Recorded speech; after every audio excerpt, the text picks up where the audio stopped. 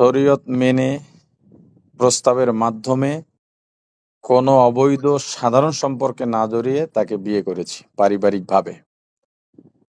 বিয়ে করার পরে আবার তালাকও আচ্ছা হয়েছে। হ্যাঁ, এই মহিলা আমার বউ ছিল। তালাক হয়েছে তাও 2021 সালে এপ্রিলের 21 সালের এপ্রিলে তালাক হয়েছে। কাজী অফিসের মাধ্যমেও হয়েছে এবং কোর্টের মাধ্যমেও হয়েছে। মূলত তাকে আচ্ছা বিয়ে তার মানে তার মানে সরকারি দিক থেকেও আপনি সরকারি নিয়ম মেনেও তালাক দিয়েছেন, আবার আইনি প্রক্রিয়া মেনেও আচ্ছা, তালাক আমি দিয়েছেন। আমি বিয়ে করছি, এটা কি দোষ আছে না গুনাহ আছে? আবার তালাক দিছি, এখানে দোষ আছে না জি গুনাহ জি। আছে? তালাক দিছি কেন, এটার উপর একটা প্রশ্ন করতে পারে, তালাকটা কেন হলো।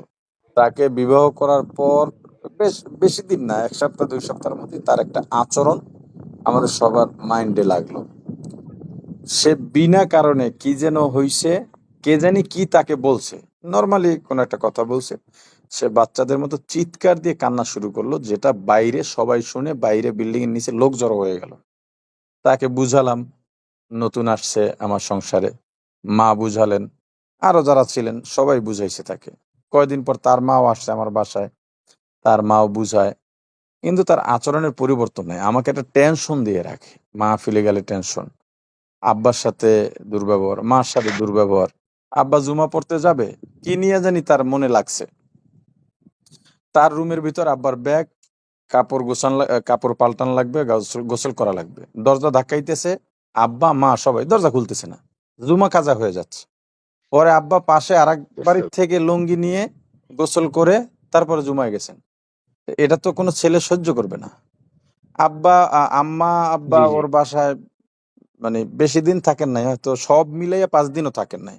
তাকে, ওকে কেউ প্রথমে গ্রহণ করে নিছিল, পরে তার ব্যবহার সবাই দূরে সরে গেছে। এরকম ভাবে দেখা যায় কোনো সমস্যা হলে বা আমি কোনো ধমক দিলে চিৎকার দিয়ে দৌড়ে বাইরে নেমে যেত, ওড়না টোড়না ছাড়া সেখানে গিয়ে চিল্লাইতো, বাঁচান আমাকে বাঁচান, মেজবা আমার মাইরে ফেলাইতেছে, মানে এর সুদূর উপরে। এখন পড়ছি এক বিপদে। ওর মার সাথে কথা বললাম, ওর ভাইয়ের সাথে বললাম, আমার মা বাবার সাথে কথা বললাম। তো সবাই বললেন, আল্লাহ দিলে যদি আল্লাহ একটা সন্তান দান করেন হয়তো ঠিক হয়ে যেতে পারে, তুমি ধৈর্য ধরো। তা আমি বলছি, বিয়ে যেহেতু করছি, ঠিক আছে থাকুক। সন্তান হলো, এখন এই সন্তান নিয়ে সে আমাকে ব্ল্যাকমেইল শুরু করলো, মানে সে আরো বেপরোয়া হয়ে গেল।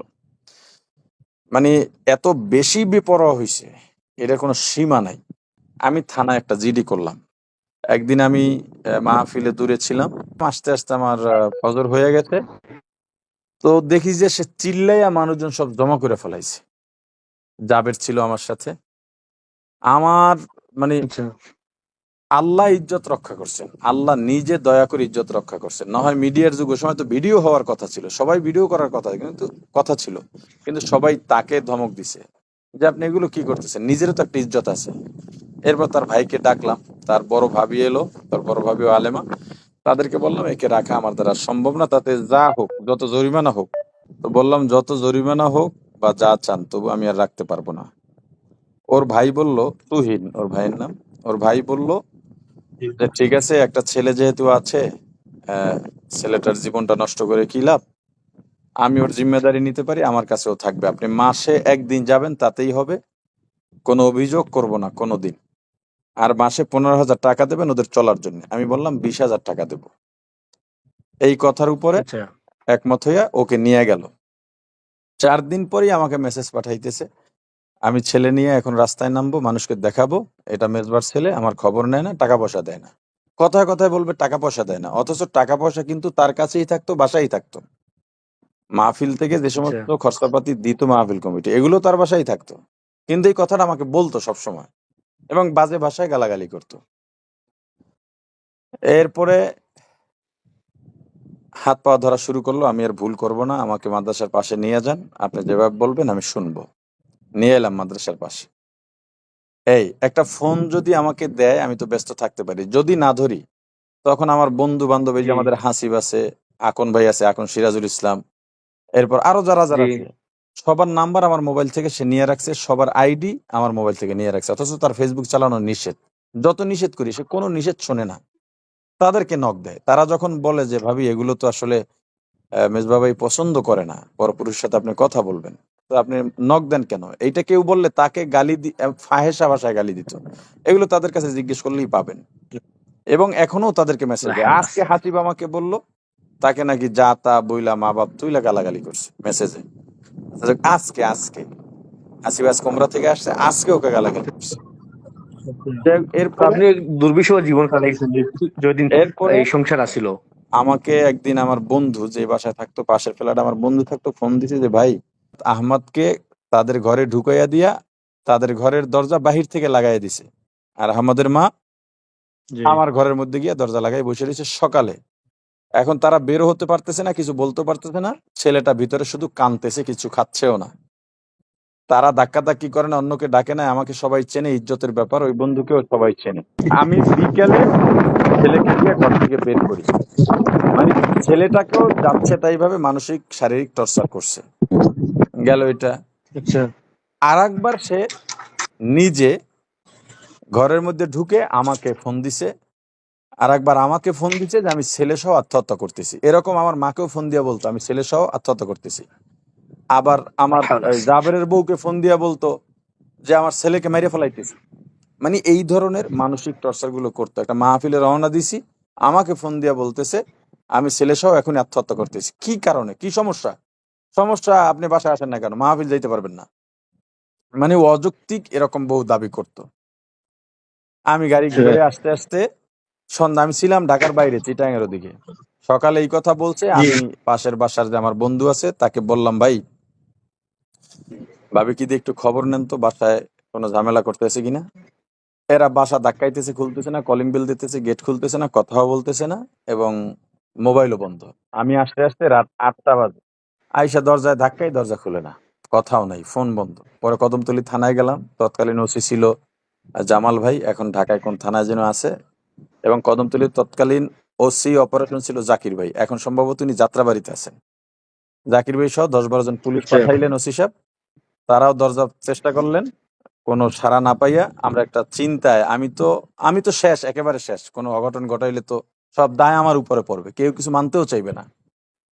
তার মাও জি জি জানে, ভাইরাও জানে এর ব্যবহার এরকম, তারাও অতিষ্ঠ। কিন্তু এরকম দুর্ঘটনা ঘটাইলে তারাও তখন বলবে যে আমি খারাপ। তা আমার জি সবই শেষ হয়ে যাবে। এই অবস্থার মধ্যে ওখানে দাঁড়ানো বাড়িওয়ালা, আমার ওই বন্ধু এবং আমরা সবাই পুলিশ মিললে ওই দরজাটা ভাঙ্গা হইলো। দরজা ভেঙে ভিতরে ঢুকে দেখি সে বসে বসে হাসতেছে আমাদেরকে দেখা। এর কয়দিন পরেই মার্কাজুল তাকওয়া চলে গেছে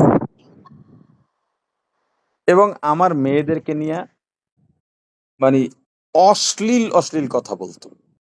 তো এরপরে মার্কাজুল তাকওয়া চলে গেছে, গিয়া ইফতার ছাত্র সহ সবাইকে গালাগালি করলো, হুজুরদেরকে গালাগালি করলো। আমার ওই বিনিয়োগকারীদের টাকা ছিল কোম্পানির অফিসে, ওখানে তখন তো মার্কাজের বিল্ডিং এ আমার কোম্পানির অফিস ছিল, 2.5 লাখ টাকা ছিল, সেটা জি নিয়ে গেল। এরপরে ল্যাপটপ ভাঙলো, সিসি ক্যামেরার মনিটর ভাঙলো। এরপরে আমার কিতাবের সেলফের গ্লাসটা সব ভাঙিয়া তছনছ করে ওখান থেকে চলে গেল। পরে আমি যাত্রাবাড়ি থানায় গিয়ে আর একটা জিডি করলাম। এই জিডির খবর তার কাছে গেছে, সে তার ভাই এই তুহিনের মামা শ্বশুর ঢাকায় এসবির সদস্য, গোয়েন্দা পুলিশ আর কি। আচ্ছা উনি আমারে ফোন দিয়া সন্ত্রাসী স্টাইলে খুব ভয় দেখাইলো এবং থ্রেট ট্রেট দিল। আমি এসবির প্রধানের কাছে গিয়া নালিশ জানাইলাম, ওনাকে বদলি করে দিছে। বদলি করছে, এখন উনি ফোন দিছে যাত্রাবাড়ি থানায়। তো যাত্রাবাড়ির থেকে আমাকে বললেন যে এরকম ফোন দিছে, আপনারা সুরাহা করেন। আমি বলছি, ঠিক আছে, আসতে বলেন তাদেরকে।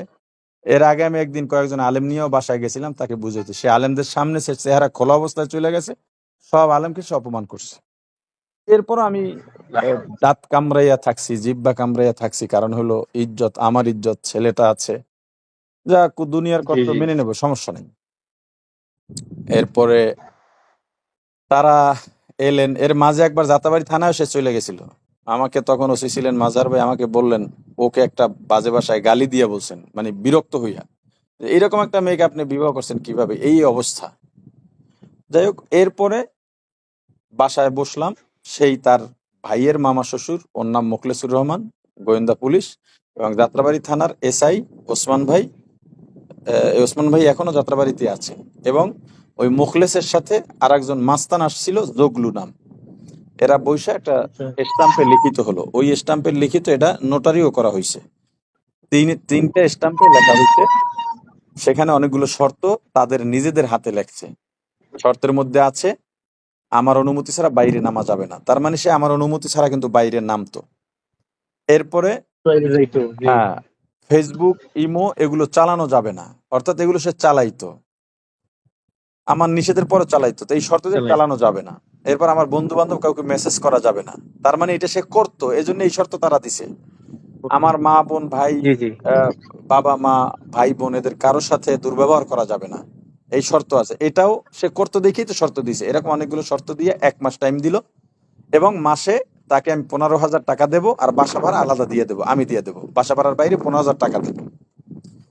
এই আর ছেলে যদি অসুস্থ হয় বা কিছু হয় এটার খরচ আমি আলাদা দেবো। ১ মাস সময় দিলে ১ মাসের মধ্যে যদি সে এই আমলটা করতে পারে তাহলে আমার সাথে সংসার করতে পারবে। যদি আমলটা করতে না পারে তাহলে আমার সাথে সে সংসার করতে পারবে না। এই সিদ্ধান্ত হয়ে গেল।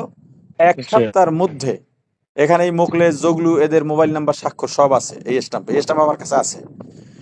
১ সপ্তাহের মধ্যে সেটা পাল্টাইল। জি। পরে মোখলেসের ফোন দিলাম। সে বলে, "আমি এর দায়িত্ব নিতে পারব না। এই মেয়ে খারাপ। আমি যা বুঝছিলাম সেটা না। আমাকে আপনি মাফ করে দিয়েন।" এরপরে আমি এর মাঝে প্রায় ৪-৫টা জিডি তার নামে আমি করছি থানায়। কি করার? আমার তো বাঁচতে হবে। শেষ পর্যন্ত হ্যাঁ, জি জি। শেষ পর্যন্ত সে আমার নামে শত্রুদের খেলার পুতুল ছিল সে সোজা। আমার শত্রু যে কেউই তাকে ব্যবহার করতে পারত। শত্রু পাইলে সে খুশি হইতো। আমার শত্রুর কারো নাম্বার পাইলে সে খুশি হয়ে যেত। তাদের সাথে কথা বলতো। আমার ব্যাপারে কিভাবে আমাকে ছোট করা যায় এটা সে পরামর্শ করত। সে গিয়ে আমার নামে একটা নারী শিশু মামলা দিল। নারী শিশু মামলায় জামিন পাওয়া মুশকিল, পাওয়া যায় না। তা অভিযোগ দিছে কোন জি। সালের ফেব্রুয়ারির ১৫ তারিখ দিন, আমার সালটা মনে নেই। ফেব্রুয়ারির ১৫ তারিখ আনুমানিক সন্ধ্যা ৬টায় বাসায় গিয়ে তাকে মারধর করে ৫ লাখ টাকা যৌতুক চাইছি। তা আল্লাহর কি রহমত, আমি ১৩, ১৪, ১৫, ১৬, ১৭ এই কয়টা তারিখ ছিলাম আপনাদের সিলেটের মাহফিলে। প্রতিদিন ৩টা করে মাহফিল ছিল। আমি আচ্ছা। কোর্টে এই ৩ দিনের প্রতিদিনের ৩টা মাহফিলের ৩টা লিফলেট সংগ্রহ করছি, কমিটির নাম্বার এবং কোন হোটেলে ছিলাম এগুলোর কাস্টমার কপি কোর্টে সাবমিট করার পর ম্যাজিস্ট্রেট বলছে, কোনো কারণে এই বিবাদীকে বা আসামিকে কাস্টডি দেওয়ার কোনো সুযোগ নেই। মামলার কোনো অস্তিত্বই খুঁজে পাচ্ছি না। তো এই জুলুমটা আমি কিভাবে করি? আমাকে জামিন দিয়ে দিছে। এখন মামলা ডিসকাস হয়ে গেছে। মামলায় যখন আমাকে জি। মামলা যখন আমাকে দিছেই, আমি জামিন নিছি। তো আমাকে কিছু অফিসার এবং বন্ধু-বান্ধব পরামর্শ দিলেন, "আপনি যেহেতু কাবিন আছে, আপনি কোর্টের মাধ্যমে তালাক দিয়ে দেন।" মামলা যেহেতু দিয়েই ফেলাইছে, এখন তো আর সমস্যা নাই। এখন তালাক দিলে এখন সে জি। আর ২য় মামলা দিতে পারবে না। আমি কাজী অফিসের মাধ্যমে এবং কোর্টের মাধ্যমে ২ টা তালাকনামা তাকে দিলাম এবং তাকে মৌখিকভাবে জানাইলাম, মেসেজও জানাইলাম। আর যখন আমাকে সে মামলা দিছে, ওই সময় তো আমাকে জামিন নেওয়ার আগে থানা পুলিশ ধরবে স্বাভাবিক, থানার মামলা। তো আমি তখন জি। ঢাকার বাইরে ছিলাম। এই সুযোগে আমার বাসায় ২০ লাখ টাকা ছিল। মাহফিল থেকে বিভিন্ন খরচাদি যা দিত মানুষ ওখানেই রাখতাম। চাবি আমার কাছে থাকতো। ২০ লাখ টাকা, এরপরে ঘরের মালামাল সহ পুলিশ পাহারায়। মানে তার ভাই ছিল একজন, এই যে মিন্নি ঘটনা, বরগুনার মিন্নি, ওই সময় যে এসপি ছিল মারুফ, ওর ভাই। আচ্ছা। ওনার সহযোগিতায় ও অনেক চেষ্টা করছে আমাকে হ্যারাসমেন্ট করার। ওনার মাধ্যমেই যাতে আমার লোকজন ফিরাইতে না পারে পুলিশ প্রটোকল দিয়া আমার বাসার থেকে ওর ভাই আরো সব মালামাল নিয়ে চুরি করে চলে গেল। আমি এটার নামে একটা মামলা করছিলাম জি। কোর্টে। সেই মামলাটা মানে জিডি করছিলাম। জিডি কোর্টে গেছে, কোর্ট থেকে তদন্ত দিয়েছে। তদন্তে সঠিক পাইয়া তার নামে ওয়ারেন্টও নামাইছে। আমি আইইউকে বলছি তাকে ধরার দরকার নেই, যেহেতু আমার ছেলেটা তার কাছে আছে। আমি ছেলের জন্য স্যাক্রিফাইস করলাম। আচ্ছা। সে ছেলেকে সামনে আনে, এটাকে ব্যবহার করতেছে। রাত ১২টা ১টায় আমার ছেলেকে ঘুম থেকে জাগাইয়া এরপরে সে ভিডিও কইরা ছেলের লাইফটা শেষ করে দিতেছে, ভবিষ্যৎটা নষ্ট করে দিতেছে। তো যাই হোক, এগুলো নিয়ে চলে গেল। আমি তাকে ধরাইলাম না। এখন তার দাবি সে আমার বউ আছে। কিভাবে থাকে? বউই যদি থাকে, আমার এখান থেকে গিয়ে সে কেন কোনোদিন যোগাযোগ করে নাই বা আমার বাড়িতে আসে নাই? সে ছেলে নিয়ে চলে আসতো যদি এত সাহস থাকতো। জি। তার যদি এত লিগ্যাসি থাকতো তাহলে তো সে চলে আসতে পারতো। মূলত সেও জানে, চলে সবকিছুই আসতো, জানে। জি জি। এটা হলো আমাকে একটা হ্যারাসমেন্ট করার জন্যে। এবং বলে খরচ দিই না। আমি ছেলেকে যখন দিই, আসাদের জন্য যা কিনি, আহমদের জন্য তাই কিনি। যখন কিনি তখনই। বিদেশ গেলেও আসাদের জন্য যা কিনি, আহমদের জন্য তা কিনি। বরং ১-২ স্যুট বেশি কিনি। যখন টাকা দিই ২০,০০০ টাকার নিচে দিই না। আমার ছেলের কয় টাকা লাগে বলেন? এটুক ছেলে। ২০,০০০ টাকার নিচে দিই না।